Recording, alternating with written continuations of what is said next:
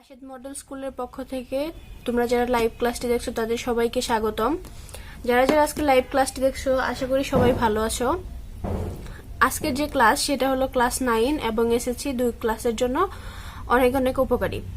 এবং আজকের আমার ক্লাস হলো সেট ও ফাংশন নিয়ে 4 নম্বর class.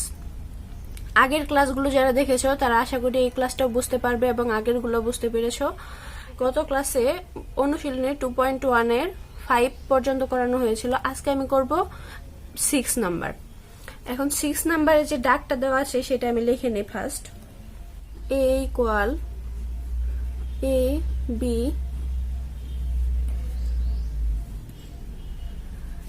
b equal a b c c equal a সংযোগ b হলে দেখাও যে পাওয়ার অফ সি এর উপাদান সংখ্যা 2 টু দি পাওয়ার n, যেখানে n হচ্ছে সি এর উপাদান সংখ্যা। এখানে তাহলে কি বলা আছে, a এর মান দেওয়া আছে এবং b এর মান দেওয়া আছে। তারপর বলা আছে a সংযোগ b, সি ইকুয়াল a সংযোগ b, অর্থাৎ সি যে মানটা সেটা হবে a সংযোগ b এর মানের সমান এবং পাওয়ার অফ সি এর উপাদান সংখ্যা 2 to the power n। Power of C করতে হবে। আগের ক্লাসে আমি দেখিয়েছিলাম যে কিভাবে পাওয়ার অফ সি বের করতে হয় বা পাওয়ার অফ যে কোনো সংখ্যা বের করতে হয়, অর্থাৎ শক্তি সেট বের করতে হয়। এখন এখানে আমার প্রমাণ করতে হবে উপাদান সংখ্যা হচ্ছে পাওয়ার অফ সি এর 2 টু দি পাওয়ার n, যেখানে nটা হচ্ছে সি এর উপাদান সংখ্যা। তার মানে n হচ্ছে সি এর উপাদান সংখ্যা এবং আমার প্রমাণ করতে হবে পাওয়ার অফ সি এর উপাদান সংখ্যা 2 টু দি পাওয়ার n। এখন আমি যদি লিখি, এখানে দেওয়া আছে a equal a b, b equal a b c এবং আমি এখন বের করব c ইকুয়াল a সংযোগ b। তাহলে c ইকুয়াল a সংযোগ b, এর মান দেওয়া আছে a b সংযোগ b এর মান দেওয়া আছে a b c। এখন a সংযোগ b যদি বের করি, সংযোগ মানে আমরা সবাই জানি এখানে যতগুলা সংখ্যা থাকবে সবগুলা সংখ্যা নিতে হবে। তাহলে এখানে কি কি আছে, a b, আবার এখানে আছে a b c, তার মানে a b c ফুল সংখ্যাটাই হলো c এর মান a b c। এখানের a b ও আসলো, এখান থেকে a b c ও আসলো। এই পর্যন্ত মনে হয় সবাই বুঝতে পেরেছো এবং c এর মান বের হয়েছে। পাওয়ার অফ c বের করতে হবে। এখন আমি যদি পাওয়ার অফ c বের করি, এখন পাওয়ার অফ c বের করতে হবে। পাওয়ার অফ সি বের করার আগে আমরা সি এর উপাদানগুলো বের করে নেই। তাহলে সি সেটের উপাদান সমূহ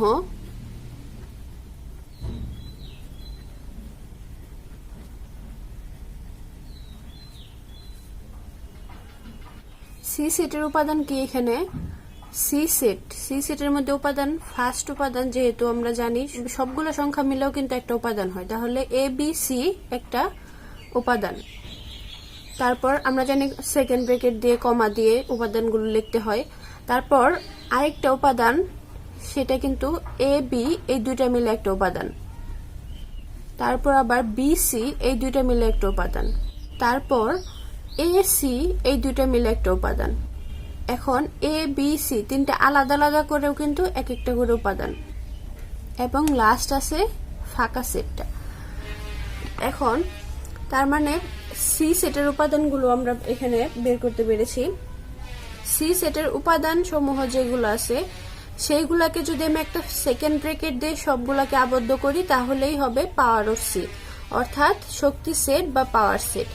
এখন তাহলে পাওয়ার সেটটা লেখা যায় পি অফ সি ইকুয়াল, এই সবগুলাকে একটা সেকেন্ড ব্র্যাকেট দিয়ে আবদ্ধ করে দিব।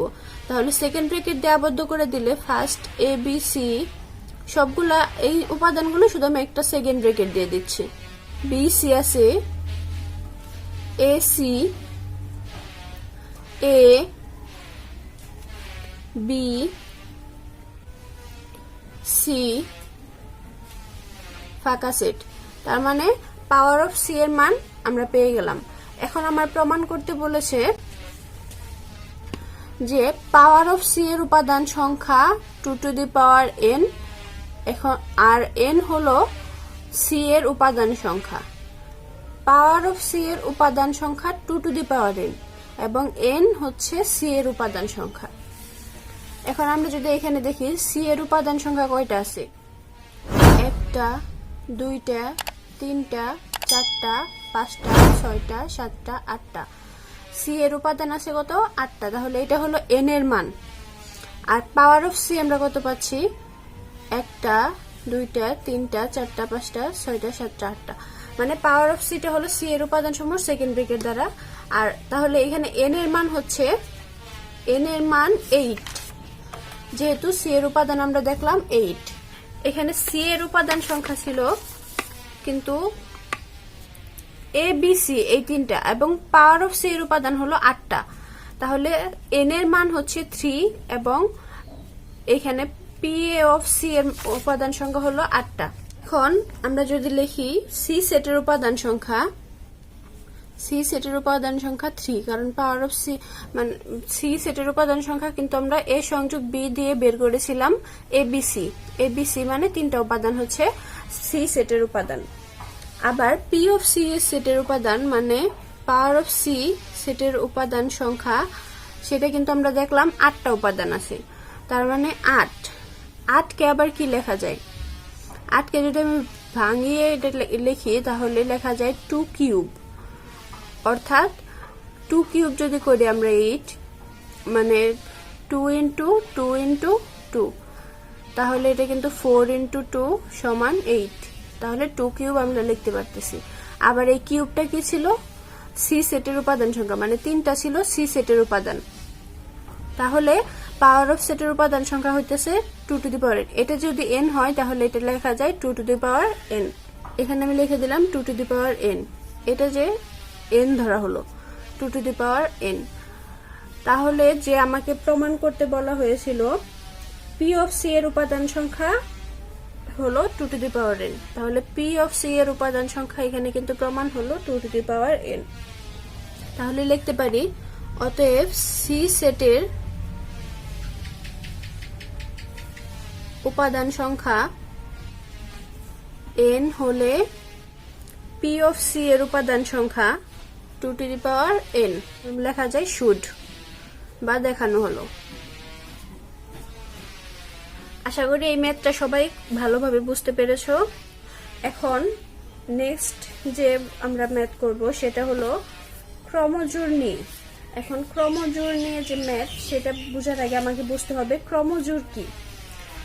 এখন ক্রমজোড় মানে যদি এক জোড়া উপাদানের মধ্যে কোনটি প্রথম অবস্থানে আর কোনটি দ্বিতীয় অবস্থানে থাকবে তা নির্দিষ্ট করে জোড়া আকারে প্রকাশ করা হয়, তাহলে ক্রমজোড় বলা হয়। মানে এক জোড়া উপাদান থাকবে, সেইখানে আমি নির্দিষ্ট করে দিব যে প্রথম উপাদান কোনটি এবং দ্বিতীয় উপাদান কোনটি, এবং সেটা জোড়া আকারে প্রকাশ করব, তাহলে সেটা হবে ক্রমজোড়। এখন আমি যদি মনে করি দুইটা উপাদান এক্স এবং ওয়াই, এক্স ওয়াই দুইটা উপাদান যদি নেই, এটার একটা ক্রমজোড় তৈরি করি। ক্রমজোড়টা যদি হয় এক্স কমা ওয়াই, ক্রমজোড়টা আমি বানালাম এক্স কমা ওয়াই। এখন এইখানে এখন এই ক্রমজোড়কে যদি আমি ধরি, এটা আরেকটা সংখ্যা যে এ বি এর সমান, তাহলে লেখা যাবে এক্স কমা ওয়াই ইকুয়াল এ কমা বি। তাহলে এক্স কমা ওয়াই ইকুয়াল এ কমা বি, তাহলে এর যে প্রথম সংখ্যা এক্স এবং এর যে প্রথম সংখ্যা এ, এই দুইটা সমান লেখা যায়, এক্স ইকুয়াল টু এ, এবং এর দ্বিতীয় সংখ্যা দুইটা সমান লেখা যায়, ওয়াই ইকুয়াল বি। এটাই হলো ক্রমজোড়। এখন ক্রমজোড় নিয়ে কিছু ম্যাথ আছে, ম্যাথগুলো আমি সলভ করতেছি। এইগুলা 2.1 এর 7 নাম্বার ম্যাথগুলা হলো এই ক্রমজোড় নিয়ে।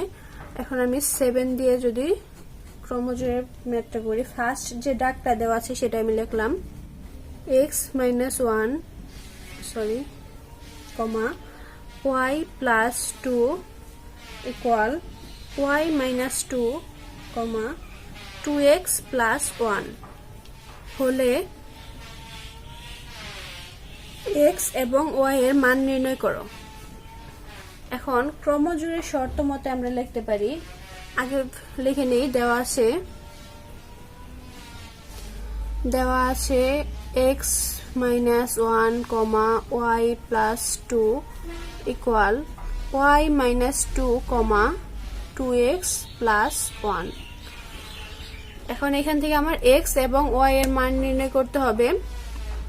তাহলে আমি যদি ক্রমজোড়ের শর্ত মতোই করি, ক্রমজোড়ের আগের যে লেখাটা আমি পড়েছিলাম যে প্রথম সংখ্যা ইকুয়াল টু প্রথম সংখ্যা লেখা যায় এবং দ্বিতীয় সংখ্যা ইকুয়াল টু দ্বিতীয় সংখ্যা লেখা যায়।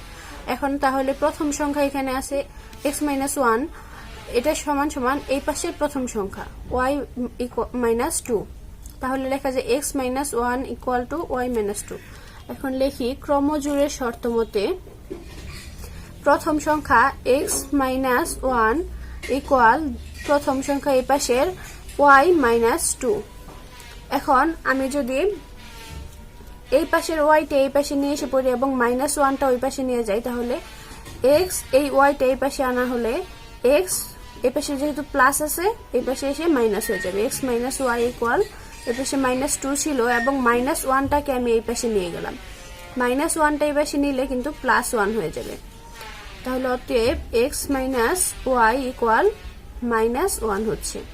এটা আমি 1 নং সমীকরণ দিয়ে প্রকাশ করলাম।